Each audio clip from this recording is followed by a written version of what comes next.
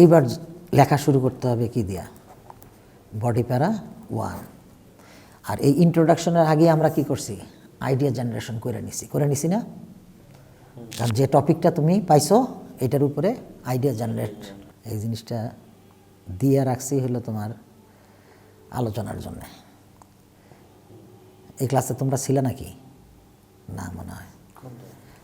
Idea generation করে urban লিভিংয়ের উপরে একটা ক্লাস নিয়েছিলাম। আচ্ছা দেখো, এইখানে আমার এই টপিকটা যেটা ছিল সেটা হলো some people are moving from countryside to urban areas. ঠিক আছে, এটা একটা হতে পারে, what are the advantage and disadvantage ধরে নাও, এরকম একটা কিছু। কিংবা তোমার some people believe that cities offer better facilities. Others argue that remote places is best for living. Discuss both the views and give your opinion. এখন urban লিভিংয়ের ক্ষেত্রে আইডিয়াগুলো নিয়ে কাজ করছি। দেখো, প্রথমে লিখতে গেলে তো আমার দুই পক্ষেরই সুবিধার কথা লিখতে হবে, ডিসকাস বোথ দ্য ভিউজে, কিংবা অন্য জিনিসগুলোতেও। রাইটিং টাস্ক 2 এর মূল যে বিষয়টা, স্পেশালি ফর আর্গুমেন্টেটিভ, এটা তোমাদেরকে আমি বলি। কখনো কোর্টে গেছো, দুই পক্ষের উকিল জেরা করে, মাঝখানে ম্যাজিস্ট্রেট বসা থাকে, আসামি এক পক্ষে, বাদী আর এক পক্ষে। আসামিরা আবার লোহার খাঁচার মধ্যে ঢোকানো হয় যদি দাগি আসামি হয়। ঠিক আছে, এই পাশে উকিল থাকে, ওই পাশে উকিল থাকে, মাঝখানে অনেকগুলো বেঞ্চ থাকে। এই বেঞ্চের দুই পক্ষের মনে করো যে আর সাক্ষী টাক্ষী অন্যান্য লোকজনরা বসা থাকে। এখন আসামি মনে করো মার্ডার করছে, তাহলে ওই উকিলের কাজ কি, তার যে লয়ার, তার লয়ারের কাজ হলো সে মার্ডার করে নাই, এইটাই হলো এস্টাবলিশড করা। কারণ তার তো ইয়াকে বাঁচাইতে হবে, আসামিকে বাঁচাইতে হবে।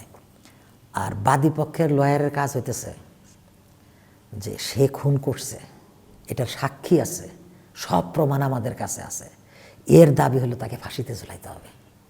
ঠিক একই অ্যাপ্রোচ তোমার আর্গুমেন্টেটিভের ক্ষেত্রে অ্যাপ্লাই করা যায়। এটা হচ্ছে best prescribed form of Cambridge approach.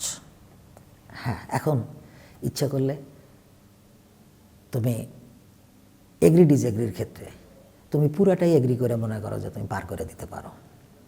Negative positive পুরাটাই মনে করো তুমি নেগেটিভ দিয়ে পার করে দিতে পারো।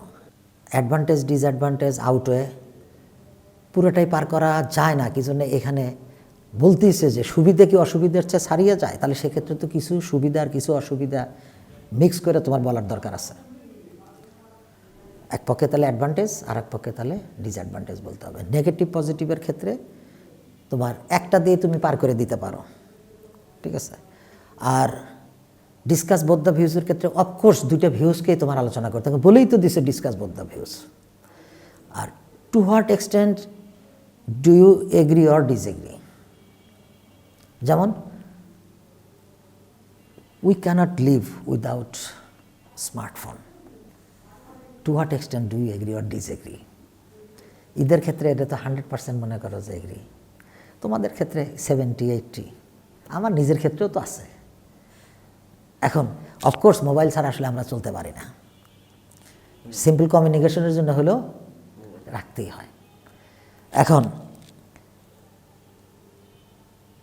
এটা ছাড়া চলে না, বাস এটার পক্ষেই তুমি মনে করো পুরো এসেটা শেষ করে দিলা। অফকোর্স এটা চলবে, কেমব্রিজ এটাও অ্যাকসেপ্ট করে।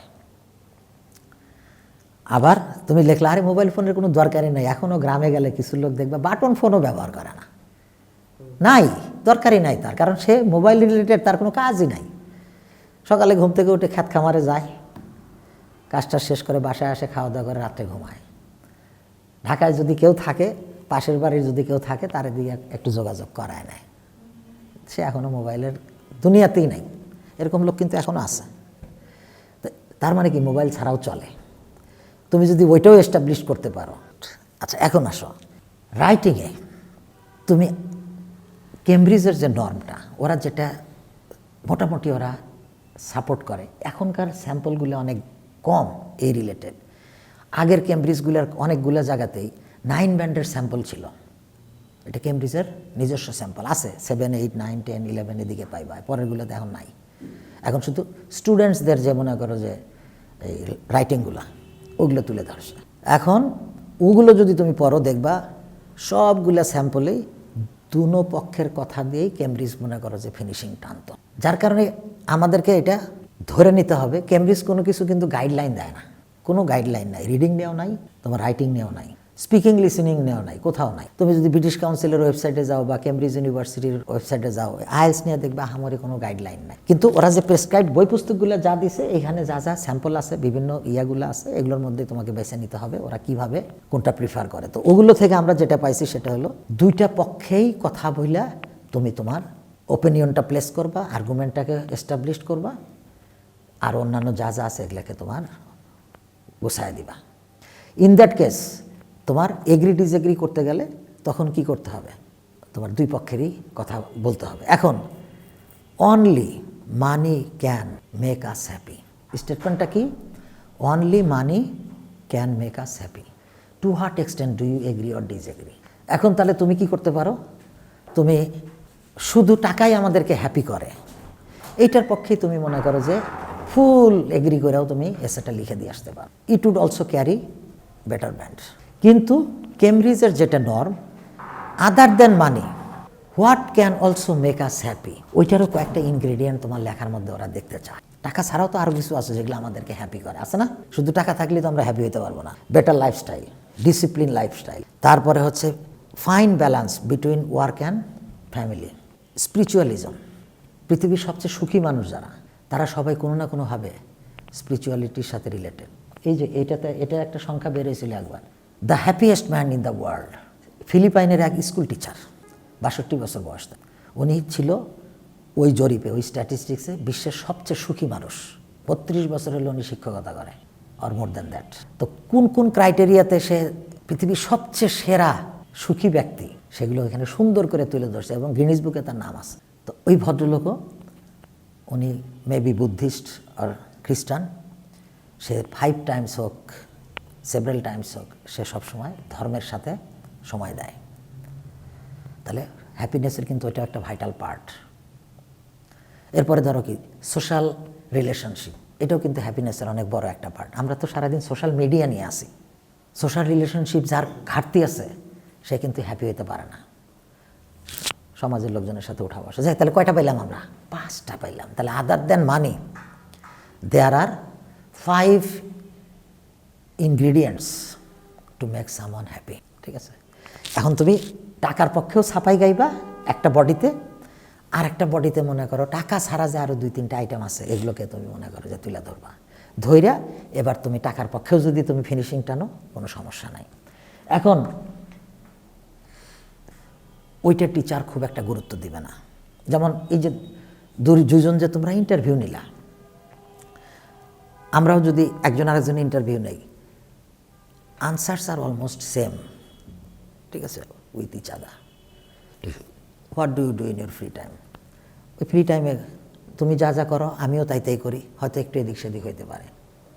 ঠিক আছে, তারপরে tell me something about your hometown. তোমার হোম টাউন আমার হোম টাউনের মধ্যে কিছু সিমিলারিটি আসবেই।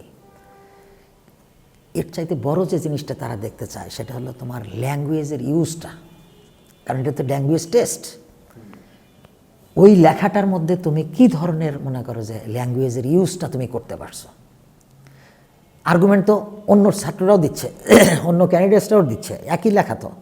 ডিসকাস বোথ দ্য ভিউজের উপরে অনলাইন আর হলো ট্রেডিশনাল অ্যাপ্রোচের উপরে, ওই যেদিন পরীক্ষা হয়েছে ওই দিন তো সবাই একই জিনিস লিখছে।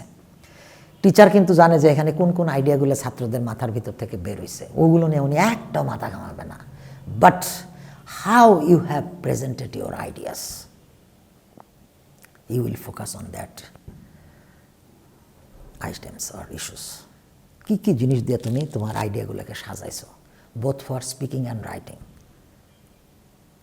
Same thing goes for speaking and writing.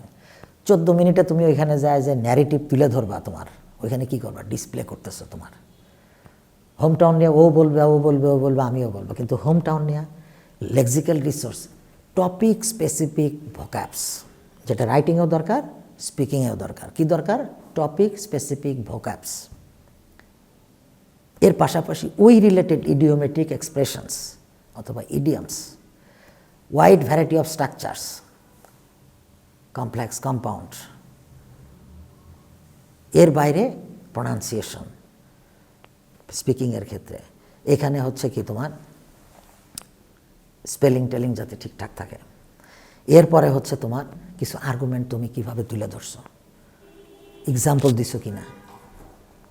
এখন এই বডির ক্ষেত্রেই তো আমাদের কাজ। এখন এই বডিটা আমরা কি করব, কেন আমরা দুইটা ভাগে লিখবো এটা বলেই দিলাম, যে কেমব্রিজ যেহেতু এটাকে আমাদের একটা স্ট্যান্ডার্ড হিসেবে অ্যাকসেপ্ট করে। সো টপিক যেটাই আসুক, this is the bottom line of my ডিসকাশনের বটম লাইনে যে এত কথা যে কইলাম ফিলিপাইনের ওই লোক থেকে শুরু করে, বটম লাইনটা হইতেছে আমাদের দুনো পক্ষের কথা দিয়ে শেষ করতে হবে। এবং এটা this is systematic and kind of easy for every individual. একটা না শুধু পক্ষে বলে গেলে দেখবে আইডিয়াও কমে যায় অনেক সময়। সব জায়গায় তো আইডিয়া বেশি পাইবে না তুমি। এক টাকাই আমাদের যে হ্যাপি করে, এটা দিয়ে লিখতে গেলেও তো মনে করো যে অনেকগুলা জিনিস লাগবে এটার সাথে তোমার যোগ করতে। টাকা ছাড়া যে আরও 5টা আইটেম আছে, 4টা আইটেম আছে, তাহলে তোমার জন্য কি ইজি হইল না? তুমি এক পক্ষে টাকার সাফাই গাইলা, উকিল যেরকম তার আসামির পক্ষে সাফাই গাইছে, বাদীর পক্ষে একজন সাফাই গাইছে, আর ও কি করতেছে তার আসামিকে বাঁচানোর জন্য মনে করো যে সে তো মার্ডার তো দূরের কথা, ওখানে সে যাই নাই, সে জানেও না মার্ডার হয়েছে নোয়াখালী, সে ছিল Panchagarh. Argument, this is argument. এখন এই আর্গুমেন্টটা আমরা প্লেস করব হলো এই যে সব জিনিস দিয়া। এখন এটা আমি আরেকটু পরের স্টেজে যা ধরি। নর্মালি একটা স্টুডেন্ট 5টা 7টা যখন লেখা লেখে, হ্যাঁ, সে লিখতেছে বিভিন্ন রকমভাবে তার মতো করে সে লিখতেছে। লেখার পরে মোটামুটি যখন একটা লেখার অ্যাবিলিটি হয়ে আসে, তখন যদি এই ক্রিয়েটিভ ফরম্যাটটাকে সে মনে করো যে কাজে লাগায়, তাহলে এটা তার জন্য ভালো। এখন আসো বডি প্যারা 1। বডি প্যারা 1-এ একটা আইডিয়াল প্যারাগ্রাফে কি লাগে? প্যারাগ্রাফের উপরে আমার একটা ইয়ে আছে, হ্যাঁ, শুধু স্টার্টিং এন্ডিং হলেই হবে না, টোটাল একটা ভিডিও আছে 5 মিনিটের প্যারাগ্রাফের উপরে। দেখো সেন্ট্রাল প্রোগ্রেশন পর্যন্ত দেওয়া আছে এটার মধ্যে, সেন্ট্রাল কন্ট্রোলিং প্রোগ্রেশন। প্রথমে থাকে হচ্ছে টপিক সেন্টেন্স। প্রথমে কি থাকে? Topic sentence. এই টপিক সেন্টেন্সকে ঘিরে বাকি সেন্টেন্সগুলো আবর্তিত হয়। এখন তুমি লিখবা কি? অনলাইনের পক্ষে, অনলাইন এডুকেশনের পক্ষে, তাহলে তুমি এখানে টপিক সেন্টেন্স দিয়ে দিতে পারো। আমি নিচে 2টা টপিক সেন্টেন্সের ইয়েও দিয়ে দিছি, স্যাম্পল দিয়ে দিছি। You can choose from here or you can choose any topic sentence from other sources. There are few valid reasons why digital education, online education or plays a vital role for us. তারপরে কি? First of all, besides, moreover, linkers তো লাগেই, একটা বা দুইটা ছোট ছোট, ঠিক আছে। ফার্স্ট অফ অল দিয়ে দিলা, শেষের দিকে যা আবার হয়তো একটু অলসো লাগাই দিলা, বা ফাদামোর দিয়ে দিলা, কিংবা টু বিগিন উইথ দিলা, আবার আরেকটার সাথে লিঙ্কার্সগুলো লাগবে। এরপরে দেখো আমি যেটা দিছি, এখন আইডিয়াতে তুমি আইডিয়া জেনারেট করছো। আমার ওইখানে আইডিয়াতে কি ছিল? দেখো কোন দিক দিয়ে কোন দিকে কথা যায়। আইডিয়া জেনারেশনে আমরা অ্যাডভান্টেজগুলো মনে করো লিখে রাখছি এক সাইডে। এটা একটু ইলাবোরেটলি মনে করো আমি করছি। আমরা এক জায়গায় অ্যাডভান্টেজ সিনোনিমাস টার্মগুলো লিখে রাখলাম, ধরো advantage, merit, benefit, facility, প্রোস, blazing. বারবার লিখলে তখন আর এগুলো আমাদের লেখার দরকার নাই, শুধু তুমি মনে করো প্লেস করে যাবা। মেরিট মানে সুবিধা, অ্যাডভান্টেজ মানেও সুবিধা, বেনিফিট মানেও সুবিধা, ফ্যাসিলিটি মানেও সুবিধা, প্রোজ মানেও সুবিধা, ব্লেজিং মানেও কি আশীর্বাদ, একই জিনিস ঘুরে ফিরা। এবার আসো আরবান লিভিংয়ের ক্ষেত্রে, দেখো কি আইডিয়াস নিছি। জব অপরচুনিটি, এরপরে হচ্ছে বেটার এডুকেশন, রাইট, এরপরে হচ্ছে কোয়ালিটি হেলথ কেয়ার, এরপরে হচ্ছে ফাস্টার কমিউনিকেশন, কী চালু হয়েছে? Metro rail. আর ইউরোপে আছে টানেল বানা, অর্থাৎ মনোরেল, মাটির নিচ দিয়ে। আবার আছে স্কাই ট্রেন, ঠিক আছে, বিল্ডিংয়ের উপর দিয়ে মনে করো দাবড়ায় যেতেছে। আরেকটা হলো কি? স্ট্যান্ডার্ড লিভিং, এন্টারটেনমেন্ট, অন্যান্য জিনিস সুবিধা টুবিধা আছে, ঠিক আছে, বিভিন্ন ধরনের ফ্যাসিলিটিগুলো আছে। এরপরে তো আরও বিভিন্ন ধরনের সিভিক ফ্যাসিলিটিস আছে। আইডিয়ার কিন্তু শেষ নাই। আচ্ছা, এগুলোকে আবার একটু ভাঙ্গে নিছি মনে করো। জব অপরচুনিটিকে যদি যে ব্রাঞ্চ অফ আইডিয়াস, তাহলে কর্পোরেট হোমসগুলো কি হয়, বড় বড় সিটিসে থাকে। এরপরে হচ্ছে তোমার মোর ইন্ডাস্ট্রিজ, বড় বড় সিটির আশপাশ দিয়ে কী থাকে, ইন্ডাস্ট্রিজগুলো থাকে। এটা গেল জব অপরচুনিটির ক্ষেত্রে। Better education, private public institutions, এরপরে হচ্ছে ইংলিশ মিডিয়াম স্কুল। এবার হলো কি কোয়ালিটি হেলথ কেয়ার, এবার care, United hospital, square hospital, এগুলো কই থাকে, বড় শহরগুলোতে থাকে। এবার হলো ফাস্টার কমিউনিকেশন, এই যে metro rail, sky train, elevated expressway. হ্যাঁ, বনানীর এখান থেকে উঠলে মনে করো উত্তরায় যে নামা যায় 10 মিনিটে, হ্যাঁ, এলিভেটেড এক্সপ্রেসওয়ে দিয়ে, ঠিক আছে। স্ট্যান্ডার্ড লিভিং, শপিং মলস আছে, মুভি থিয়েটার, তারপরে বিভিন্ন থিম পার্ক আছে। তো এই যে ফ্যাসিলিটিগুলা, এগুলো মনে করো যে আমরা কি করবো, লেখার মধ্যে মনে করো যা বের করে নিয়ে। এখন আসো, আইডিয়া জেনারেট হইলো, আর আরেকটা পাশে কি থাকবে, এটা তো হলো মনে করো আরবান লিভিংয়ের, আরেকটা হলো তোমার রুরাল লিভিং। এটার উপরে কিন্তু কমপ্লিট ভিডিও একটা আছে। মাঝে মধ্যে একটু মুভি টুভি কম দেখা, আপাতত ওই ভিডিওটা একটু টাইনে টুইনে হইলেও দেখো। টাইনে দেখো কি বলতে, যে আমার ভিডিও তো এমন না যে ওটার মধ্যে তুমি এন্টারটেনমেন্ট খুঁজে পাবে, বাট ওইখানে কিছু জিনিস আছে যেটা তোমার এখন হয়তো লেখার ক্ষেত্রে একটা স্টেপিং স্টোন হিসেবে কাজ করবে। কারণ আমার অভিজ্ঞতায় আমি দেখছি 30 থেকে 40টা স্যাম্পল লেখে পরীক্ষা দিছে, 6-এর উপরে যাইতে পারে নাই। কারণ তোমাকে তো জানতে হবে আগে, you must know how to increase your band. Marking criteria তোমাকে ফলো করে তোমার ব্যান্ড বুস্টিং কী কী মনে করো এলিমেন্ট তোমার লেখায় থাকতে হবে, এটা না জানলে তোমার বাড়বো কেমন করে? তুমি তো খালি লিখেই যাইতেছো। আমার একটা স্টুডেন্ট ছিল, এখন কানাডায় আছে, ও 35 মিনিটের মধ্যে 300 ওয়ার্ড লেখা ফেলাইতো, 40 মিনিটে লিখলে 320 ওয়ার্ড, কলম মনে করো থামেই না। হ্যাঁ, কিন্তু কি হয়, তোমার ওটা 5.5-এর বেশি ক্যারি করে না। গ্রামার তো আছেই ভুল, এরপরে দেখা যেতেছে কি লেখছে না লেখছে, রান অন সেন্টেন্স দিয়ে ভরা, ম্যারাথন সেন্টেন্স। হ্যাঁ, বেশি বড় সেন্টেন্স লেখাও লাভ নাই, ঠিক আছে। আবার তুমি মনে করো আইডিয়া বেশি দিয়ে ফেলাইছো, বট কথা তোমার লেখার অ্যাবিলিটি আছে, দ্যাটস গুড, কিন্তু এখানে তো কোয়ালিটি মনে করো যে নাই, কোয়ান্টিটি দিয়ে তো লাভ নাই। এটা আমাদের স্কুল কলেজ লাইফে টিচাররা দিত। রচনা যদি আমরা মনে করো 5 পাতা লিখে আসতাম তাহলে ভালো স্কোর দিত। কিন্তু আইএলসে, কেমব্রিজে আছে দেখো 240 ওয়ার্ড লেখে 7 পাইছে, 10টা ওয়ার্ড ওরা কনসিডার করে। আবার 320 ওয়ার্ড লেখাও 6 পায় নাই। So quality matters. এখন কোয়ালিটি আনতে গেলে তোমার ওইখানে কী কী লাগাইতে হবে সেই জিনিসগুলো তো জানতে হবে। এখন আসো, আজকে শুধু বডি প্যারা 1 নিয়ে আগে কথা বলি। বডি প্যারা 1টা আগে মাথায় ঢুকাও, খুব সিরিয়াসলি কাজ করো এটা নিয়ে। রাইটিংয়ে 7 তোলা সম্ভব, প্র্যাকটিক্যালি পসিবল, কিন্তু রিডিংয়ে কঠিন আছে। যদিও অনেকে রিডিংয়ে 8 পায়, লিসেনিংয়ে 8.5 পায়, রাইটিংয়ে 6.5 পায়, কিন্তু আমার আমার আমার যেটা হিসাব, তাতে রাইটিংয়ে তোমার স্কোর করা সম্ভব, ভালো স্কোর করা সম্ভব। এখন দেখো আমার যে অ্যারেঞ্জমেন্টটা,